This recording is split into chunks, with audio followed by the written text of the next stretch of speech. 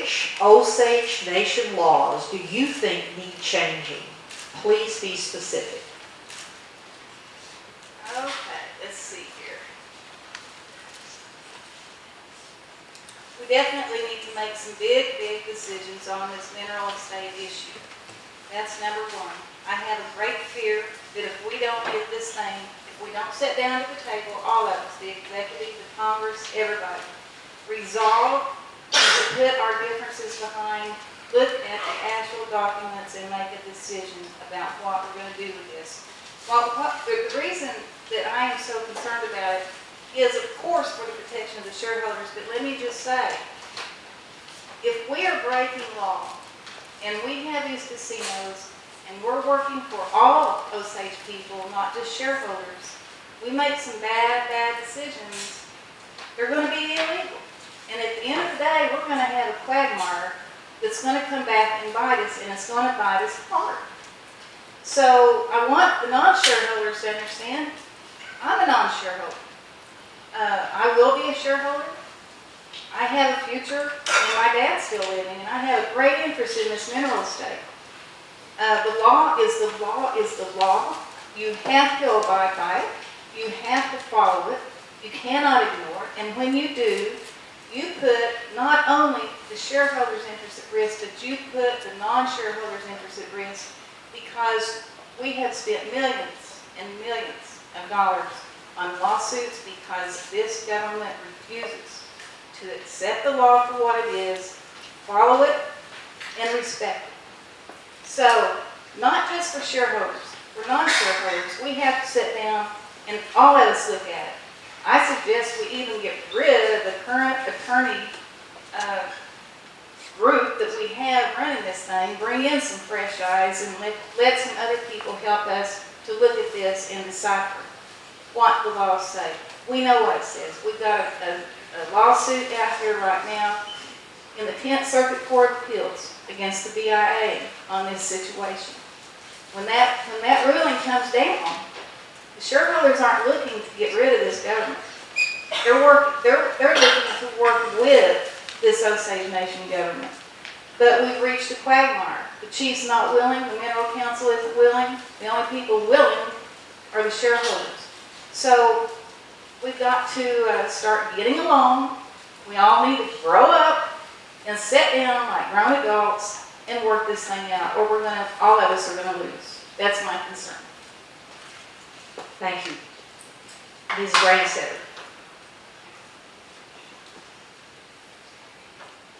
I think it would be the motor pool law, and that was passed probably 3 years ago, and I think that was Congresswoman Anderson's bill that she brought forward to place a motor pool for the nation. There was a lot of discussion and seeing the need that the nation needed that, because there are several vehicles scattered out from Skytooth, Hominy, Pahuska, Hammond, all over. And there is no discretion on them, no mileage is kept on them. And sometimes we hear, it's only a comment, I don't know if it's true, that they're being used for personal usage. And I think that with her bill, it demonstrated that they should be set in a parking area and people would go to check these vehicles out. They keep, that way you can keep better track of your vehicles. You can maintenance them. You can keep track of your tires. I know housekeeping uses several of these vehicles that are dilapidated. They only get around up on the campus. But they need to be, and they're just scattered. They need to be kept somewhere. We need to keep a better track of the vehicles and know where they are. Ms. Shaw. I'd like to see a law that clarifies the Constitution. In a lot of places, ambiguous, and which allows people to kind of work around it. And I think that, I know legislation should to an extent be general, but sometimes it needs to be precise in order that it be executed. When these laws go to the executive department, I agree the vetoes need to be shared with the people. You can see them online, but everybody doesn't have online. So I think that we need to make people accountable for their positions in the government of the Osage Nation. Mr. Hamilton.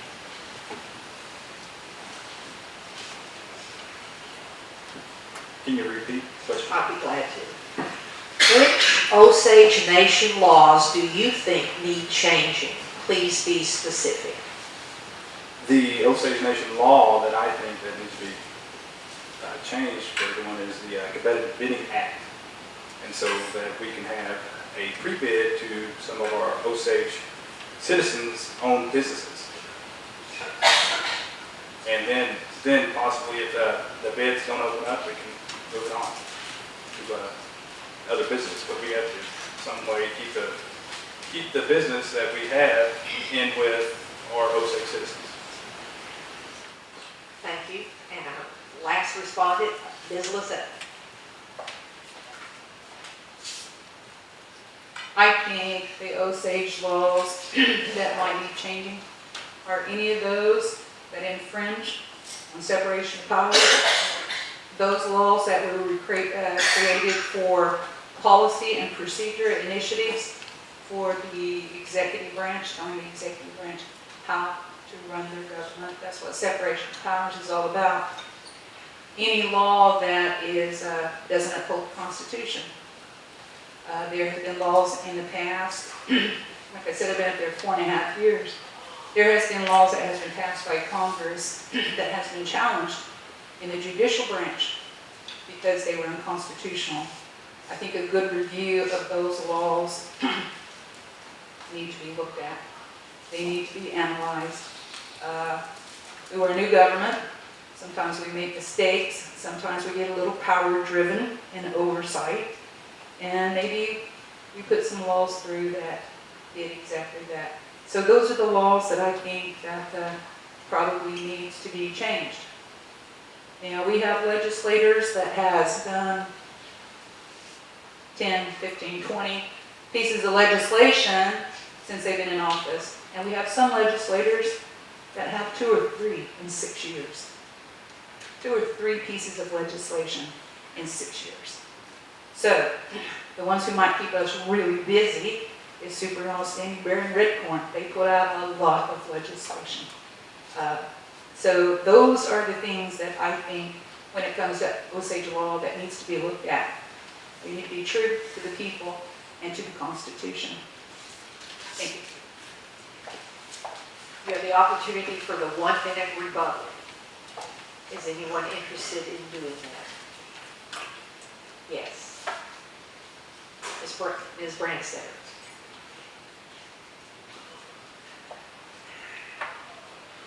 A lot of legislation that Congress members have are not specifically their own legislation. These can be brought forward from the executive, and those are, or from the Attorney General even, that they brought over from the election board.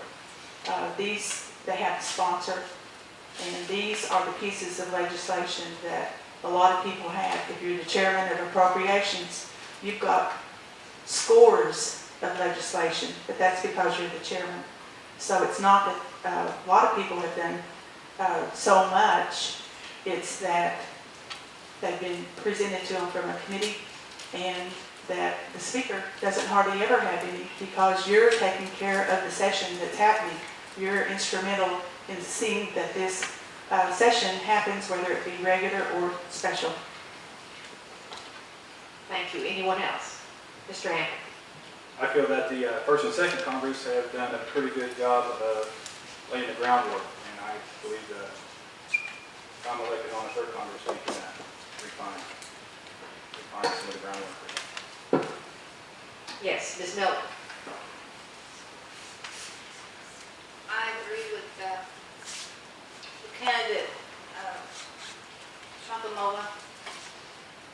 When we look at this in reality, we see we've got Peggy Supermall over here, Congresswoman Branstetter, and these other Congress people That was a great thing for them to do, to step up and say, yeah, I want to be a congressperson. Having known they've never been a congressperson in their life. I believe they did the best they could with what they have. But I also believe after a certain time period, we've got to hopefully come into ourselves and start making some positive constitutional law that would probably be a good start. And I think we need to start that now. I believe we can do it with some new Congress people coming in. I think we can really refine this and make some positive changes for the Osage people. Thank you. Thank you. Have we heard from everyone that wants to use, I'm sorry, Ms. Lazelle? Yes, I have a rebuttal. I would like to talk to you about sponsorship and what that's really about. There was a statement made earlier that some of the legislation was coming from other people. It was coming from the executive branch and different things or the budget. That's not true with a lot of our legislators, especially the ones I just talked about. Those are the ones that I personally have observed. Get out and talk to Osage people, get out and do the studies, get out and look at the Constitution, and they made law and they sponsored it. I'm here to tell you I don't have much time. I was advocating when I first started to work up there to putting in chapels for the districts. Talked to many Congress people up there. It took me almost 2 years to find somebody to sponsor that bill. And then they finally did. So I just want to tell you, it's not just signing your name on a piece of paper. There's a lot of work behind sponsorships. And I guess that's all I have to say. Thank you. All right, thank you very much. Thank all of the candidates for answering the questions this evening, and this concludes the debate. Thank you.